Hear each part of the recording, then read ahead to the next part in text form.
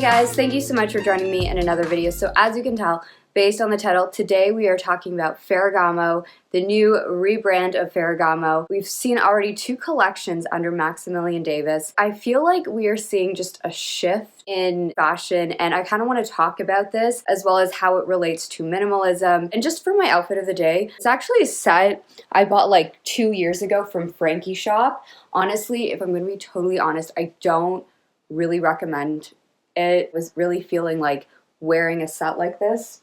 And then I've got my vintage Kelly, and this is a top from Lululemon. But anyways, back to minimalism. So I feel this is something that, if we're gonna be honest, when people are like, minimalism's back, minimalism is trending, or minimalism is out, or whatever, it's like predicting the sun is gonna set. There's always going to be a desire for this aesthetic with a certain subset of people, just the way there's always gonna be a desire for more maximal fashion. I'm not really interested in whether it's in or out. I'm more interested in what is sort of this approach to a more minimal aesthetic and sort of the direction is going in. Since I would say maybe the 2010s, I would say more so mid-2010s, minimalism has been almost going in this, I know some of you guys don't like when I use this word, but man-repelling. Think furry sandals with like an oversized men's suit. That quintessential old Celine look, right? That was done in what, 2014, like almost 10 years ago. That kind of aesthetic. And when I say man-repelling, what I essentially mean by that is, I remember back in the day, in the, I would say 2010s, there was this really popular blog called Repeller,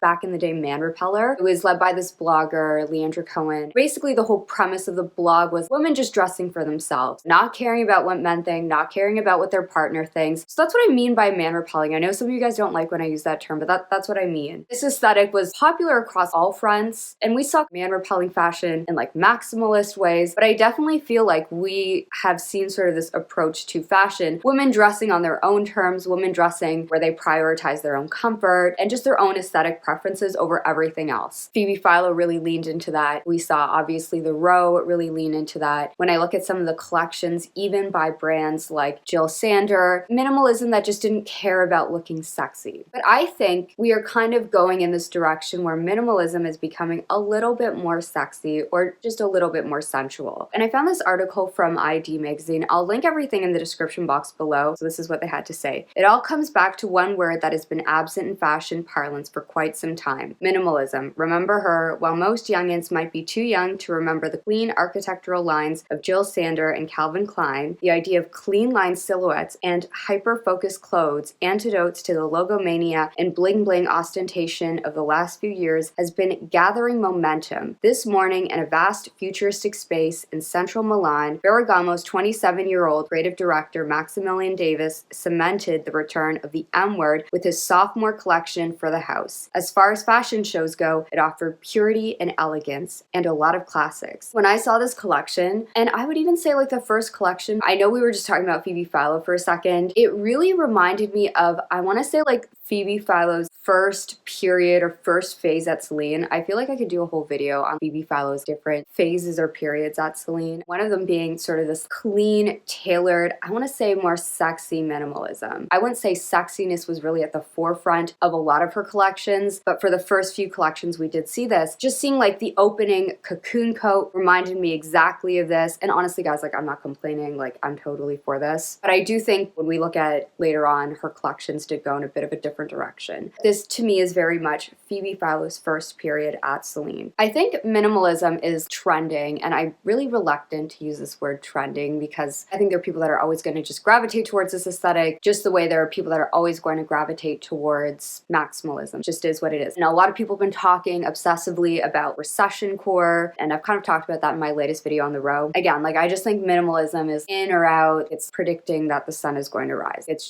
going to happen. So is minimalism back? I don't know. It's always going to have an appeal. But I do think when we look at when minimalism was, I would say, at a peak in the 90s, right? When we look at some of the works of Calvin Klein, when you just think about how, let's say the 25-year-old was dressing in 1987, 1988 versus dressing 1992, 1993, there's just an obvious shift I think it's very interesting to look at shifts like that, when there are shifts that happen, as opposed to just a micro trend, dressing like a mermaid or something. I do think it's very interesting how brands like Hermes have really risen in popularity, and I would say even people are more interested in other things that Hermes has to offer, not just tote bags. I saw TikTok about how the Evelyn bag is really popular apparently. I do think there are people that are potentially more minimal curious. So now that we've talked about minimalism as sexy, or in some variation, I do think minimalism is also coming back in a more sexy way, in a more sensual way. To me, this Ferragamo is really kind of ushering in this new era. When I think about a brand like Kate Holstein has been doing this sort of aesthetic for some time now, a little bit more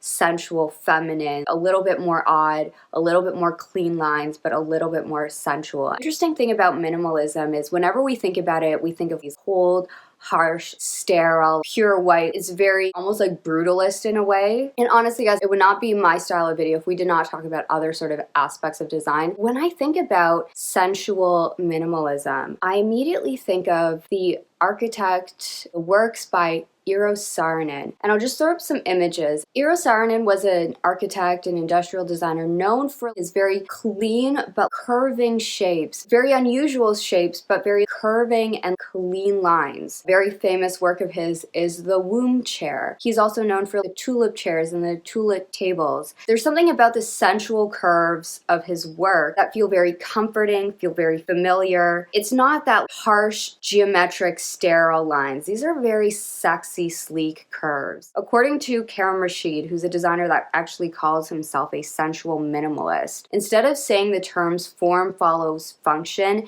it's form follows subject. For him, it's about treating each object, space, design as if it were the most important object in the world. I definitely feel like we're seeing that. Even just the set design of the recent Ferragamo show, it looks very much, people are saying like spaceships. To me, it's very much like the works of artist Richard Serra, who has these curving planes, and there's this sensuality. It's like minimal but sensual. That's what I feel like this sensual minimalism is giving us. While I think when people look at these sort of avant-garde or more experimental approaches of designers like Phoebe Philo or even Thoreau, we always think of maybe designers like Yohji Yamamoto or Rei Kawakubo as being like their influences. And I know that the Olsen twins, like Mary-Kate and Ashley Olsen, have specifically cited Yohji Yamamoto and Rei Kawakubo as some of their biggest influencers. But honestly, guys, like I think a designer that really has paved the way for this whole style in a very sensual way, minimalism in sort of the original vision, but also a way that I think Maximillian Davis is referencing, and I'm talking about Halston. There was something about the clarity of the silhouette,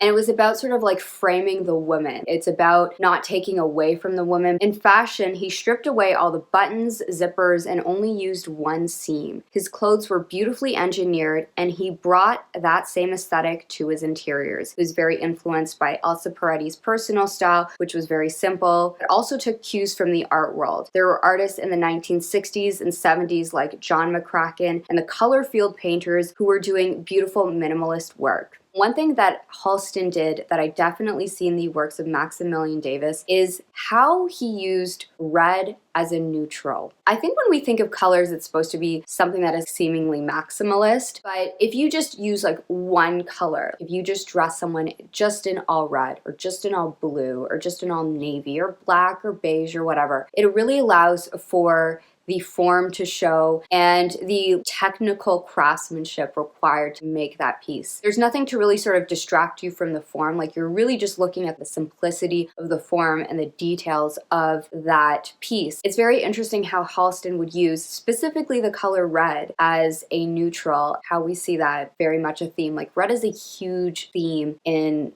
Maximillian Davis's works. He has also talked about this theme of red, and this theme of like sunrise and sunset I think is a dominating theme, and I think it's a very beautiful theme. Like when we look at a sunrise or sunset, there's something just very calming, relaxing, at ease, at peace when we see these beautiful gradients. He's also referencing Caribbean culture and what the sea means to his own culture, a place where he can reflect and feel at one. He says he's wanted to show this perspective, but now through a Ferragamo lens. Another thing that we're seeing on the runway is women exposing their bodies in a beautiful way. It's not tacky or slutty or anything like that. Like, there's something very sophisticated, elegant, in sort of this old Hollywood way, the way Halston would show the bodies of the models. More skin to reveal, and we are really truly seeing less is more in like the literal sense. Bare arms, plunging necklines, clothing that is very sheer, see-through. Again, this is not the row. Some of you guys have even stated that it looks like clothing for people that don't want to be touched. There's a lot of sensuality in Maximillian Davis's clothing. Another thing that he is also referencing is Ferragamo, like Salvatore Ferragamo, the original designer, his relationship with old Hollywood here. And he really is trying to bring this old school glamour, this old Hollywood glamour. Ferragamo started with making shoes in the 1930s. He also developed a lot of relationships with major Hollywood celebrities, from Marilyn Monroe to Audrey Hepburn to Judy Garland, some of the biggest stars from that golden era of Hollywood. You definitely see that as like a point of reference for the looks that he's giving us on the runway. And finally, what I think he's giving us is clothing that is just beautiful. Like, it's not trying to be ironic, it's not trying to be political, it's truly about the clothes and like the beauty of these clothes. I think sometimes nowadays we think of a lot of like really cool brands. There's kind of this irony when you look at collections by Balenciaga. It's very ironic, it's very tongue-in-cheek. This from that ID article. It might sound silly to say that designers are making clothes again. Instead, it feels like they're focusing on simple, intelligent, and precision cut clothes. It feels prescient too. In the real world, a socio-economic storm is brewing, inflation is at an all-time high, and fashion is gearing up for the tough times. In conclusion, is this the most innovative? I would say this is far from innovative. This isn't groundbreaking. This isn't revolutionizing fashion. This isn't changing the game. This isn't doing any of those things. But I think what we are seeing ultimately is a shift. It's a subtle shift, but it is a shift towards something that we have not seen, or something we may have forgotten about. Minimalism is something that can be sensual. When we think about like clothing during the pandemic, I think for a lot of us it was either we were dopamine dressing, or maybe we were dressing like in athleisure, hoodies and leggings for me.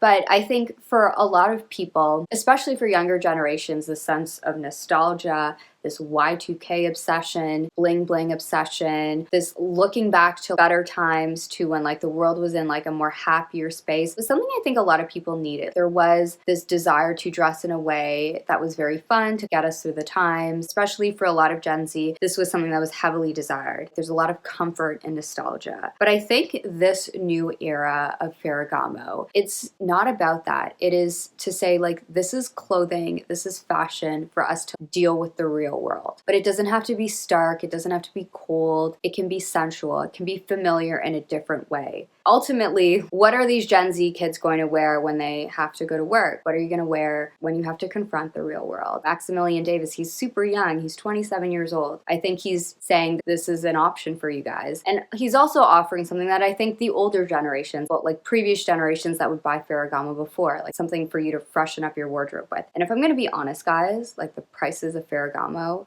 when I compare them to other luxury brands, they're really not that bad. So yes, that is my video. Would love to know what your thoughts on Ferragamo are. Is this a brand that you are more interested in? Honestly, guys, I was not really someone that really looked at Ferragamo. If I'm going to be honest, I did purchase like a vintage Ferragamo piece from like Japanese eBay several years ago. That's it. That's all I have of Ferragamo in my collection. But yes, I'm very curious to see where the direction of the brand goes. Something I'm definitely going to be following. Would love to know your thoughts, and I will see you next one. Bye.